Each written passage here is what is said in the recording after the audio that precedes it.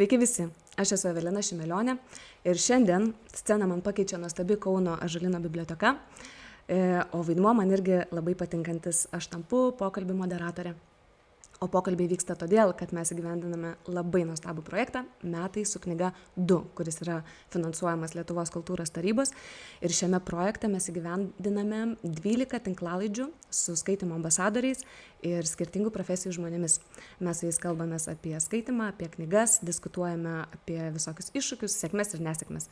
Šiandien turbūt nemažai pakalbėsime su pašnekovu apie ambasadoriaus darbą. Na, o jūsų dar laukia susitikimai su ambasadoriais įvairiose Lietuvos bibliotekose bei jūsų pamėgti konkursai socialiniuose tinkluose. Organizuoja šį projektą Apskričių viešųjų bibliotekų asociacija. Nekantrauju pradėti ir pristatyti jums puikų pašnekovą, rašytoją, literatūrinio žurnalo Laimiukas vyredaktorių, taip, muzikantą ir vaikų skaitymo ambasadorių. Išdidžiai skamba žodis ambasadorius, tiesa, Virgis Šidlauskas. Sveiki. Sveiki. Labai malonu matyti jūs ir gal pradėkime pokalbį nuo to, kaip gyvena ambasadorius. Ambasadorius gyvena gerai, daug keliauja. Daug keliauja, taip. Ir kalba apie knygas, tai ko gero tas vienas iš smagesnių dalykų, kuriuos ambasadorius gali atlikti. Jau įvyko nemažai susitikimų, tiesa?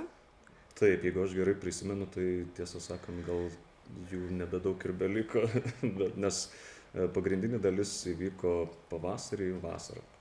Buvo smagus susitikimai? Labai smagus. Gal kažkas labai įstrigo, papasakokit. Aš visą laiką mėgstu patriukšmauti ir jeigu leidžia bibliotekininkės tą daryti ir mokytojos, tai aš visą laiką stengiuosi vaikus truputėlį pakreipti tą linkmę. Man pačiam labai smagu ir pamuzikuoti, ir patriukšmauti, tai jeigu vaikai sutinka, mokytojai sutinka, tai tiesiog idealu būna. O ar būna mokytojų, kurios neleistų pamuzikuoti su vaikais ir patriukšmauti? Kaip bebūtų gaila, tiesą sakant, būna. Bet tada aš stengiuosi truputėlį suktis iš padėties ir galbūt triukšmauti šiek tiek mažiau. O kaip pačiam, pirmi metai, kaip tapot skaitymo ambasadorium? Aš praėjusiais metais buvau edukatorius irgi Metai su knyga, o šiais metais ambasadorius. Tai kaip ambasadoriui, tai taip, pirmi metai. Aš šiandien ryte važiavau su sūnum, važiavau į mokyklą ir pasakau jam, ką aš šiandien veiksiu ir sakiau, kad kalbinsiu skaitymo ambasadorių. Tai jisai taip didelėm akimi mane žiūri ir sako, kas tai yra. Tai vat šią dalį norėčiau skirti jam ir iš tikrųjų po to kalbėjomės, kad vis tiek tai yra vaikų knygų autorius. Tai sakė paklausti, kokia knyga pačiam yra iš savo mėgstamiausia, nes sakė, kokią įvardinsim, tą ir nusipirksim, kad perskaitytų. Čia atsakomybė dabar nemaža. Taip, aš dažniausiai sakau, kad pati pirmoji, Ulfas ir stebuklinga barzda, yra labiausiai patinkanti, bet galbūt dėl to, kad ji tiesiog pasirodžiusi yra pirma. Tai tokie tarsi ir sentimentai. O iš tiesų, man labai patinka ir Ugnikalniukas ieško draugų, kurią, tarp kitko, ne per seniausiai skaitė mano dukra. Ir tiesą sakant, ją nustebino kai kurie dalykai, nes mes nuo pat darželių laikų važiuodavom kartais su ją į susitikimus, nes, tarkim, neturėdavau kur palikti dukrą ir, tarkim, ir reikėdavo važiuoti kartu, kad nebespėdavau paimti jos iš darželių, tai veždavausi kartu. Mini ambasadorė. Taip. Ir ji visas dainas, kurias aš dainuodavau būtent apie knygas, iš knygų, apie jų personažus, visas žinojo atmintinai.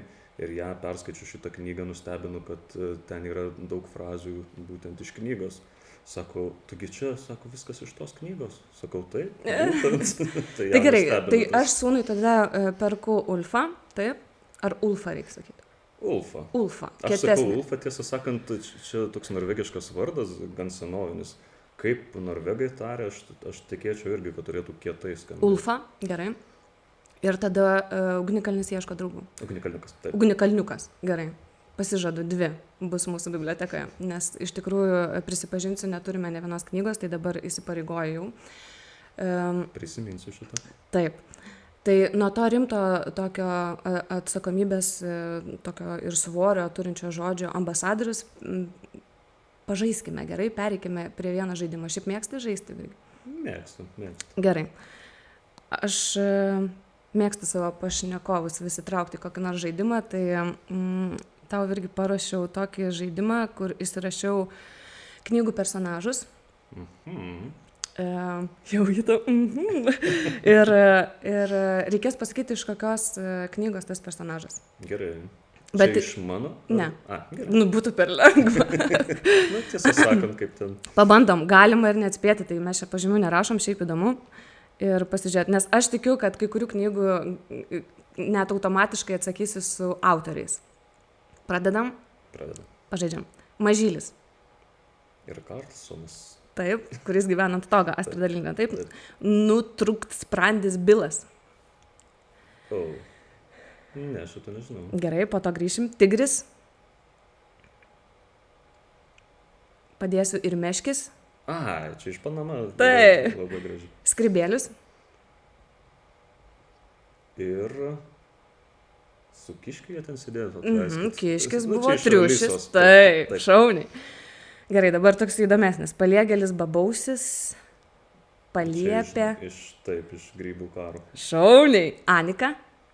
Ir Tomis irgi iš Pepės Ilgakojinės. Super. Balų. Balų iš Džiunglių knygos. Taip. Mauglis. Berniukas Povilas. Mėgstantis bandeles. Tėtis skraidė malūnsparniu, o mama buvo keramikė. Laimė yra lapė. Taip. Katinas Findusas. Iš Petsono. Puikiai. Sneipas. Sneipas iš Harry Potterio. Puikiai. Maiklas ir Džeinė. Kokia užuomina. Vaikai, kurie sulaukia auklės, kuri moka skraidyti.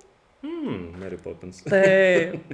Grįžkim prie vieno, tik tai, kurio, čia tikrai suktas, bet man pats tas personažas, pats mėgstamiausias iš tos knygos, nes mano vaikai seka. Tai čia yra, ką žmonės dirba visą dieną. Ir toks mažas, žodžiu, toks pasitelis. Slėpimas? Taip. Žinau. Tai va, tai čia tik tai sunku. Tai viskas puikiai, visus atsakei. Buvo sunku ar ne? Toks galvoju tik tai, nesunku, bet kartais reikėdavo truputėlį susidėlioti viską. Užuomina, tik tai užuomina, kur ta istorija, apie ką. Bet šauniai, tikrai, jeigu jau vertintumėm, tai būtų labai aukštas balas. Aš jau kaip mokytoja prabilau. Aš žinau, kad šitų knygų sąraše tikrai nebuvo tokių paminėtų tavo vaikystės knygų. Ir dabar truputėlį pacituosiu, gal kažkas atras irgi savo mėgstamą. Petkevičiaus Kodelčių. Misevičiaus Danuką Dunduliuką. Tas kultinis buvo. Taip, nuotykiai, tai Plėšikas Hocemplocas, Mijo mano Mijo, Astridos Lindgren, ar ne, ir Robino Hudo nuotykiai. Šitus radau tokį kaip grįžimą į vaikystėje vienam interviu, kad šitos knygos buvo tikrai svorį turinčios. Taip. Nežinau, man kiekvienas pokalbis šiaip yra su žmogum tokia dovana, kažkaip tada žmogus išlieka tavo atmintyje. Man atrodo, tas pats yra ir su knygom. Vis tiek mes jas po to nešiojamės. Tai ką davė šitas knygos va tam mažam žmogui, Virgiui?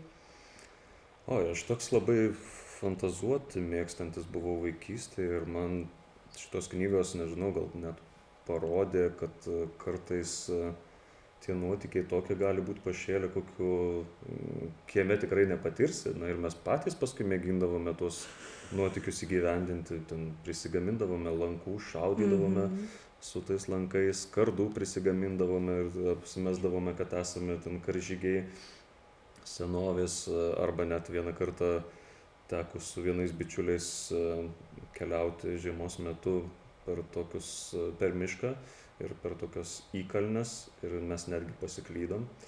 Ir iš tos pusės Čia kiek metų jums buvo? Mes, nežinau, aš pradinukas gal buvau, dar mano bičiuliai kai kurie ir jaunesni. Tai irgi toks nuotykis buvo, nes pasiklysti miške ir dar žiemos metu ir jau matome, kad saulė leidžiasi vakarėja ir ką daryti, ar grįžti atgal, ar bandyti toliau eiti. Tai tokia truputėlį baimė buvo, kažkas netgi iš mūsų kompanijos šiek tiek ir apsiašarojo. Bet viskas buvo gerai, mes mėnesieną išviečiant grįžom atgal ir viskas buvo gerai. Tai na, aš toks vis dėlto mėgstantis nuotykius buvau. Bet kaip gražu visi nuotykiai, kurie patirti knygoj, skaitant ir vaizduotėjai, po to jie persikėlė į realybę. Tik aišku, gal ne visų reikėtų kartoti. Ne, tikrai, kad ne visų. Dabar susimašiau ten kokią Mary Poppins pamokint skraidyti, suskiečiau, nuo kokio kalno gal nereikėtų. Bet iš tikrųjų tokia graži iliuzija, ar ne, kad mes galim siužetus persikelti ir po to ką nors draugus pasikviesti, iškrėsti kokį pokštą, ne? Taip. Ir pažaisti kieme. Tikiuosi, kad vaikai ir dabar taip daro. Kitas klausimas, ar kritiškas savo esi? Labai kritiškas. Tiesą sakant, kai kurių dalykų net nedarau vien dėl to, kad esu labai kritiškas savo. Tai pradedu daryti ir matau, kad galbūt nieko iš to nebus. Tada atidedu į šoną ir galvoju, galbūt kažkada, jei susidėlios viskas teisingai, galbūt grįšiu, bet dažnai ir net negrįžtu prie to. O žinai, dėl ko klausiu? Man labai toks klausimas rūpi ir įdomus yra, kai rašai ir gimsta koks nors personažas. Ir tada, ne, turbūt, kad jisai, ar ten istorija gal neužsikabino, ar gal jam kažko trūksta. Ir tas personažas kažkur lieka paraštėse ir jis nebuvo išleistas jokioj knygoj, nesudainuotas jokioj dainoj, niekur nenupieštas per edukacijas. Ir jis kažkur kabo. Kažkur netinkantis personažas, kur dėl kažkokios kritikos ar dėl kažkokio įvykusio veiksmo jisai neišsipildė. Tokių yra, ar ne? Yra. Ne visi personažai patenka, bet aš manau, kad kai kurie galbūt ir neprivalo patekti į knygas, nes galbūt jiems ten ne vieta, arba būtent ne toje istorijoje vieta. Arba tik po laiko. Taip, galbūt. Nes man gimė tokia idėja, galvoju, galėtų būti atskira išleista knyga, apklausus visus Lietuvos rašytojus, pavyzdžiui, kurie parodytų tuos personažus, kurie neišėjo, neišsileido jokiose knygose. Sakau, gal net įdomu būtų spektaklį kokį pastatyti. Personažai paraštėse, kurie, kodėl jie netiko, kas jiems atsitiko, kaip jie gyvena, kur jie ten kabarojasi, kažkur dar atminty arba kažkur sąsiuviny ten nupaišytas. Aš netgi tokią dainą buvau sukūręs, išlikę tik juodraščiuose. Tai fainai, jinai išleista yra? Ne, neišleista. Tai irgi dar reikia važiuoti gyvus koncertus. Man atrodo, rytoj ar poryt turit koncertą? Sekmadienį. Taip, sekmadienį. Seku socialiniuose tinkluose, tai reikės atvažiuoti gyvai paklausyti. Ne, iš tikrųjų nepažadu, nes turbūt labai toli teks važiuoti. Tolokai. Gerai. Dar toks man irgi rūpimas klausimas, galvoju, ar yra tarp rašytojų tokia riba, nežinau kaip tai pavadinti, riba, ar, to paklausiu ir tada gal suprasit. Vaikų rašytojas, ar ne, vaikų ambasadorius, čia buvo literatūros, tada paauglių ir tada suaugusių. Taip, žinot, Virgišilas, taip, jisai vaikam rašo. Ar yra taip ar ne? Aš manau, kad taip. Jaučiama šitas. Aš tiesą sakant, į tokius dalykus mažai kreipiu dėmesio, man tai nelabai rūpi. Bet kolegos tikrai dažnai pasiskundžia, kad į vaikų rašytojus mažiau kreipiamas dėmesys, jos kaip ir atsainiau žiūrima, bet aš nežinau, aš to nesureikšminu. Man atrodo, kad kaip tik nuo vaikystės būtent ir reikia atrasti tą skaitytoją ir skaitytojui labai reikia atrasti rašytoją, kuris tau patinka. Tai kas taip žiūri, aš nežinau, gal čia toks tiesiog, mėginimas, parodyti, kad kažkas yra svarbesnis už kitą, bet, nežinau, čia jau nuo to paties žmogaus priklauso. Man tai kaip nuo žąsies vanduo, asmeniškai turiu omeny. Tai džiaugiuosi, nes aš irgi kartais tai jaučiu teatre, sako irgi, žinau tą aktorę, Evelina Šimelionė, bet jinai vaikam daugiausiai vaidina, tai... Ir kartais būna toks, kodėl tai yra akcentuojama. Ir man atrodo, kad apskritai dėmesys vaikui yra pats svarbiausias tiek literatūrai, tiek teatre, kiek mes galim sugadinti iš tikrųjų, kokią mes nešam atsakomybę, ar ne, atėjęs į teatrą arba pasiėmęs knygą, vaikas išsigąsta, man jinai nepatinka ir viskas ir užsiblokuoja gan ilgam. Man atrodo, pats po mokyklos buvo mestas skaityti ir nieko, kodėl? Aš mečiau dėl keleto priežasčių. Viena priežastis galbūt dėl to, kad aš labai toks fantastikos mylėtojas, gerbėjas buvau ir staiga ji man pradėjo nebepatikti ir tiesiog pradėjau nebeskaityti. Realistas. Pasidarė nuobodu tiesiog ją kurti ir dėl to kažkaip teko ieškoti naujų kelių, o tie keliai tiesiog taip lengvai paprastai neatsirado. Bet kitas dalykas, tai buvo keletas tokių užuominų, aš buvau išleidęs jau prieš tai savo knygą tokių trumpų apsakymų, siaubo apsakymų dar mokyklos laikais. Ir teko girdėti nuomonių už akių pasakytų, kad Virgis jau jaučiasi rašytojas ir jis jau čia susireikšmino, nors toli gražu iki to buvo, bet tiesiog žmonės mėgsta pakalbėti. Kaip atsiriboti nuo tų kalbų? Čia šiaip jaunam žmogui turbūt irgi rūpimas klausimas. Jaunam žmogui aš manau, kad labai sudėtinga, jeigu kreipia labai dėmesį. O iš tiesų jautriai labai reaguoja jaunas būdamas, nes nori vis dėlto patikti, nori, kad tavo kūryba sulauktų dėmesio. Bet gal ir nieko tokio, jeigu sako, žiūrėk, pasijautė Virgis rašytojų. Taip, aš esu rašytojas. Kodėl taip pačiam sunku pripažinti? Tuosme, sako, jau dainininkas pasidarei. Ar ne? Taip, dainininkas, labai malonu. Ir kodėl mes taip irgi, gal ta savikritika dar truputėlį, ar ne, čia kiša? Aš dabar visai kitaip reaguočiau, žinoma, bet tuo metu man taip atrodė kaip tik tokia pankiška maištavimų įsijungia ugnelė, kad joks aš nerašytojas, ko jūs iš manęs norite. Tai, nieko aš nerašysiu. Taip, aš tyčia nieko nerašysiu. Ne tyčia, bet tiesiog. Tai tiesiog toks gavosi periodas gan netrumpas, kur tikrai buvau metęs tą daryti. Tai ir kaip sugrįžot?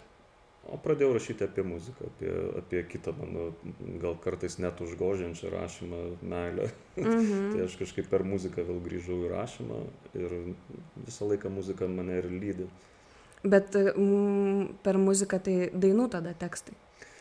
Ar apie muziką? Va čia? Apie muziką. Aš rašiau nemažai apie muziką, apie renginius, albumus ir taip toliau.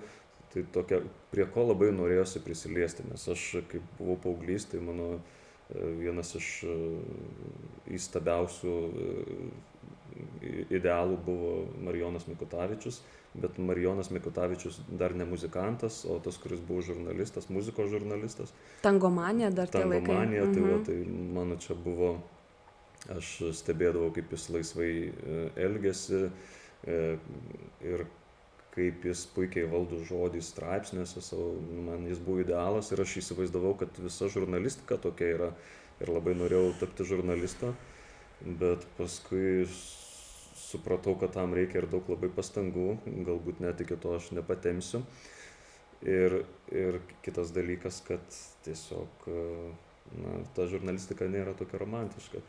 Jeigu taip jau sklandžiai pereiname iki muzikos, nes tikrai pasirašiau, kad šią sferą ir šią dalį paliesime, man labai patiko irgi vienam interviu, labai gražiai buvo aprašyta, bet dabar nepacituosiu, neturiu pasiruošus, bet gal pats prisiminsi, kaip literatūros žanras varijuoja su muzikos, kaip istorijai galima šokinėti aktyviai, tada atsitraukti. Ten buvo muzikos terminais kalbama apie literatūrą. Gal atsimeni šitą savo?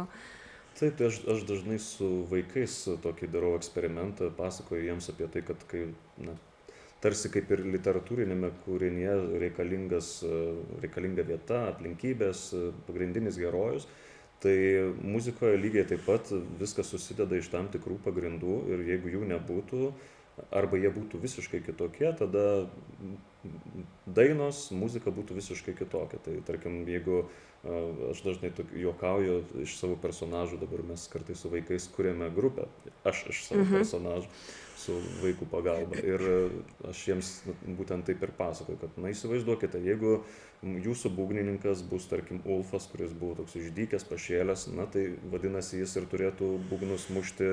Rock'n'rollas. Taip, jau bus rock'n'rollas. O jeigu, tarkim, koks nors personažas ramesnis, tarkim, Goris, tas žmogutis, kuris gyveno ežero dugne, toks ramus, atsiskyrėlis, vienišas, greičiausiai jis muštų būgną gerokai ramiau ir būtų lėtesnis ritmas, tai vėlgi visiškai taptų kitoks tas stilius.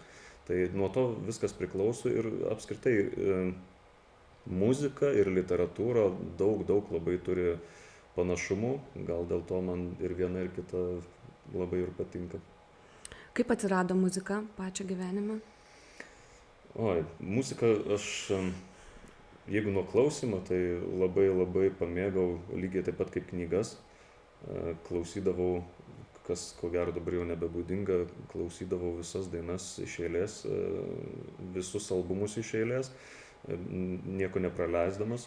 Ir rašydavai, gal žodžius nurašinėdavai ant... Ir nurašinėdavau, ir kartais pats bandydavau kurti, bet dar paauglystės laikais nelabai pavykdavo tas, taip labai nykokai skambėdavo, bet vėliau pradėjau pats kurti dainas, o muzikuoti pradėjau vėlgi visiškai netikėtai, galima sakyti, tokios tikriausiai aplinkybės susidėjo.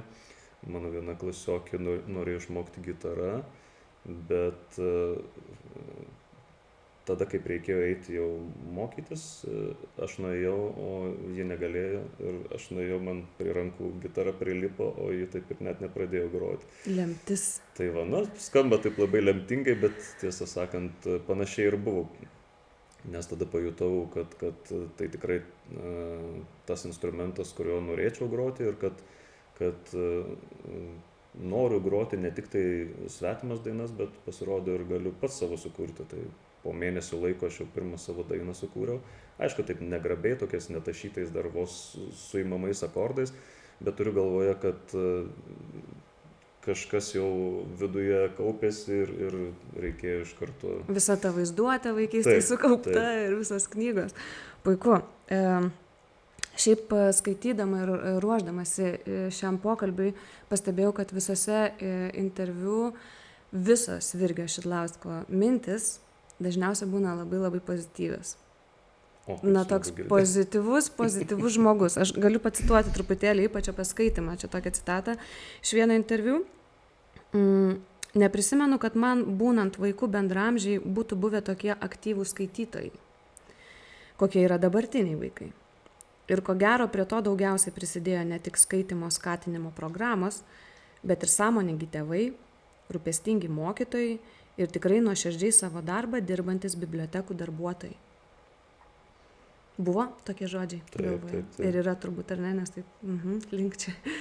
Čia šiaip ir tėvus, ir skatinimo programas pats esant ambasadorius, ar ne, tada rūpestingi mokytojai, darbą dirbantis bibliotekų darbuotojai, nuoširdžiai darbą dirbantis, visur yra labai daug pozityvumo ir šviesos tokios, kur aplinkui šiaip gyvenime yra labai daug nursgalių. Nu ką ten tos bibliotekos, nu taigi eini ir tėvai, nu taigi dzintiem tėvam padavė planšetę ir žiūri jie tos filmukus.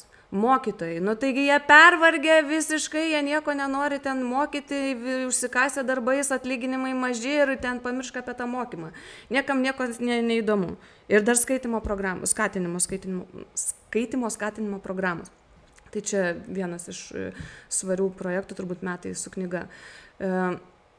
Ir visur randi pozityvumo. Iš kur jisai pas tave?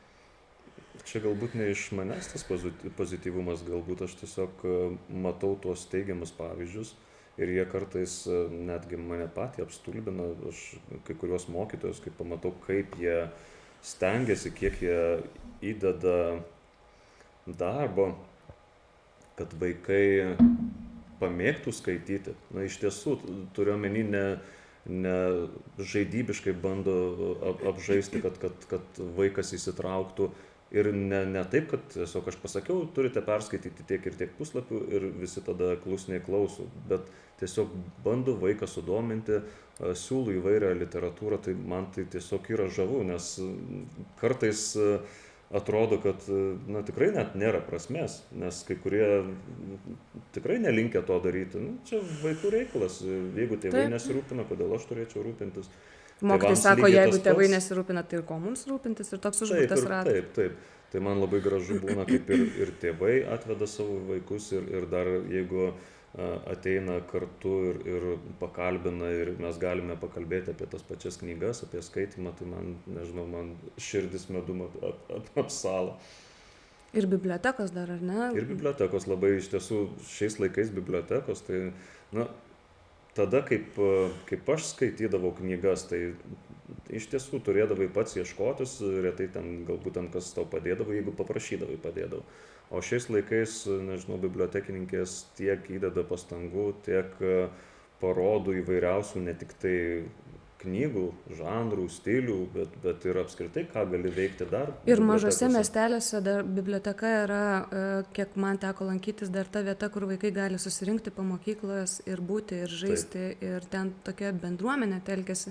Tai man šita dar bibliotekų idėja yra pasirodė labai labai graži. Taip. Ir be abejo, sėdint tokioj renovuotoj Kauno Ąžuolyno bibliotekoje, tai kaip čia viskas modernu ir kaip čia iš vis toks fainas jausmas būti iš tikrųjų.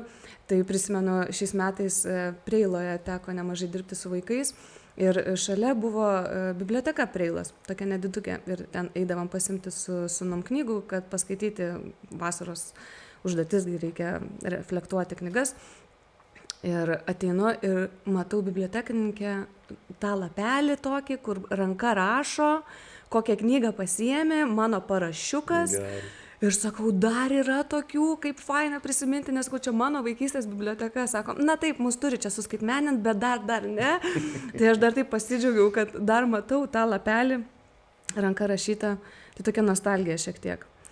Bet gerai, pašnekėjom apie tą šviesą ir pozityvumą, bet vis tiek mano klausimas būtų, bet kas Virgiui Šidlauskui vis tiek kelia nerimą gal šiek tiek, kalbant apie skaitimo ypatumus arba situaciją Lietuvoje, arba, nežinau, gal kaip tėčiui, o gal net kaip vyredaktoriui, gal iš kito kampo pažvelgti, ne kaip iš rašytojo. O čia labai labai plačiai reikėtų kalbėti. Na, apie tas pačias bibliotekas, puiku, kaip yra naujos bibliotekos, renovuotos, bet begalės yra bibliotekų, kurios atrodo tokios apleistos, kad tarsi prieš 30-40 metų ten kas nors, ką nors paskutinį kartą darė, bet visą tai atperka bibliotekininkų entuziazmas. Tai kartais ta aplinka tarsi atrodo tokia ir slegianti, tačiau jeigu savo darbą mylintys žmonės dirba, tai jau yra daug. O kalbant apie pačius vaikus ir tėvus, tai aš manau, kad dabar idealus laikas, kaip tėvai iš tiesų daug labai laiko skiria vaikams. Ne visi, akivaizdu, kad ne visi. Ir tiesą sakant, patiems vaikams ne visiems knygos yra tas dalykas, kuris yra svarbus gyvenime. Kai kurie netgi iš artimos aplinkos galiu tokių pavyzdžių pasakyti, kur sako, tiesiog nesąmonė yra skaityti knygas. Maištas? Maištas, galbūt tiesiog, yra daug prietaisų vagiančių laiką ir, galbūt taip natūraliai gaunasi. Bet aš vis tiek kažkaip nenorėčiau į tai taip žiūrėti juodai per tokius. Aš manau, kad vis dėlto įmanoma ir tame įžvelgti kažkokiu pozityvumu, nes vis dėlto vaikams dažniausiai reikia tiesiog parodyti ar rekomenduoti daugiau knygų negu vieną. Jeigu jūs parekomenduojate vieną knygą ir vaikas sako, ne, šitą man neįdomi ir tuo viskas baigėsi, tai per mažai pastangų įdėjote, kad vaikas pradėtų skaityti. Arba per mažai laiko praleidote kartu prie knygų, ar ne? Nes vienas dalykas yra, žiūrėk, aš turiu tau knygą, im skaityk, o aš einu daryti, valgyti arba, nežinau, pasidėti prie kompiuterio. Ir kitas yra, kur susėdam, skaitom kartu, ar ne? Man labai be galo gražu, kaip yra tokių istorijų, aš vis išgirstu jų, tai man be galo gera klausytis, kaip sako, sekmadienio, tarkim, popietę, sako, visi susėdam ant lovos, kiekvienas į savo knygą panyram ir taip būnam kartu. Tai nebūtinai, žinoma, taip leisti kiekvieną savaitgalį, kiekvieną dieną, bet tas bendrumas ir buvimas kartu su knyga, man, nežinau, kažkoks toks jaukumo įspūdį labai visą laiką kelia.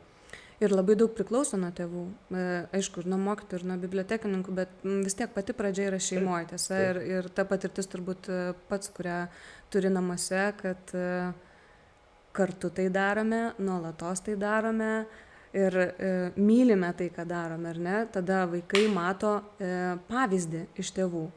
ne kompiuteris laikomas, ne prie televizoriaus sėdžiu, o kartu šalia su knyga. Taip. Tada mes pradedam jas mylėti, jeigu suplyšta, pradedam jas klijuoti, tausoti, nepaišyti jas ir taip toliau. Atsiranda tokia ir pagarba knygai, kurią galbūt po mokyklos ir nustosim skaityti, bet vis tiek įprotis suformuotas vaikystėje, tiesa, mes tada prie jos grįšime su visai kita pagarba turbūt, ar ne? Kokia dabar Virgio mėgstamiausia knyga? Skaitinys norėjau klausti. Skaitinys, dabar tai pagavant galvoju, ką aš čia tokio paskutinio metu skaičiau. Nesu dukra. Nesu dukra, taip, nes dukrai, tiesą sakant, aš dar prieš gimimą pradėjau skaityti ir ji vis dar kartais paprašo naktį, kad prieš miegą, kad paskaityčiau. Tai. Taip, o skaičiau truputėlį jau seniau, dabar gal bandau pagauti, ką aš čia skaičiau. Bet Foo Fighters ir Nirvanos būgnininkų, Foo Fighters gitaristo Dave'o Grohlo pasakotoje, tai šiaip autobiografijas kartais mėgstu pavartyti. Ir vėlgi apie muziką. Vėlgi apie muziką, tai dažnu atveju. Susipina. Taip, o galvoju, ką aš čia tokio kartais suaugusiems netgi mažiau dabar skaitau. Suprantama, atleistina, nes vaikų skaitimo ambasadoriai privaloma skaityti dabar vaikiškas ir jas pristatyti. Aš tiesą sakant, kartais net iki naujų knygų neprisikapstau, nes man kažkiek laiko praėjus labai malonu grįžti prie senų perskaitytų knygų, tai aš kartais tokia savo kultinės ten Kaplando X kartą arba ten Orvelų 1984 tokias vis mėgstu atsiversti, Voneguto Skerdyklą. Tai kažkiek laiko turbūt praeina ir man vis malonu sugrįžti prie to ir kažkaip vis skirtingai matau. Tai va, tai dabar nepasakysiu, kokia čia... Tai labai daug įvardino, čia irgi puikios rekomendacijos mūsų klausytojams. Dar vieną klausimą turiu. Vienam interviu skaičiau, kad įvardinai, kad knygų herojams, tiem personažams svarbu susitikti su vaikais, kad jie taip greit neužaugtų. Man buvo tokia graži citata, ne apie mus, ne apie žmonės kalbant, bet knygų herojams, kad jie neužaugtų, nes kai pradedam gyvenime iš tikrųjų matyti, viskas rimta darosi ar ne, viskas per daug rimta. Visi pamirštame žaisti arba pamirštame svajoti, fantazuoti. Kokiamis akimirkomis pats save prigauni, kad Virgi jau per rimtai čia, per rimtai. Jau čia grįžk, pajuokaukim ką nors. Ar yra tokių akimirkų? Būna. Mane kartais netgi nustebina, kad nepažįstantys mane žmonės sutikę kartais sako, man žinokit, jūs atrodėte labai rūstus iš nuotraukų. Mane kažkaip nustebina, aš kaip tik kartais atrodau toks trenktas, nes elgiuosi ne visai kaip suaugęs. Bet aš nežinau, būna tokių momentų, kaip iš tikrųjų liūdna dėl kai kurių dalykų pasidaro ir dėl kas pasaulyje dedasi ir kad mūsų vaikai turi tą matyti. Bet, aš nežinau, ko gero, aš galiu pacituoti savo mamą, kuri visą laiką sakydavo, anksčiau tai ko gero žmonės būdavo geresni. Sakau, ne, mama, žmonės visą laiką buvo tokie. Tai, manau, kad nebuvo niekada tokio laiko, kad žmonės būtų... Anksčiau tai buvo geriau. Taip, kad būtų Nežinau, ir dabar gerai. Tiesiog visais laikais buvo gerų žmonių, visais laikais buvo niekšų, blogų žmonių ir taip toliau. Tai dėl to gaila, bet, ką padarysi, kartais ir iš to galima pasijuokti ir šiek tiek tada bent jau ta rimta tema tokia, pasidaro. Ne tokia baimė kelianti, gal ar ne? Gal apie ne tokia gąsdinanti. Gąsdinanti, aha. Nes iš tikrųjų rimtų temų, ir vaikai turi rimtų temų, ir mes suaugę turim rimtų temų. Gerai, ir pabaigai. Jeigu Virgis Šidlauskas sėdėtų mano vietoj, ko jis paklaustų Virgio Šidlausko? Geras klausimas.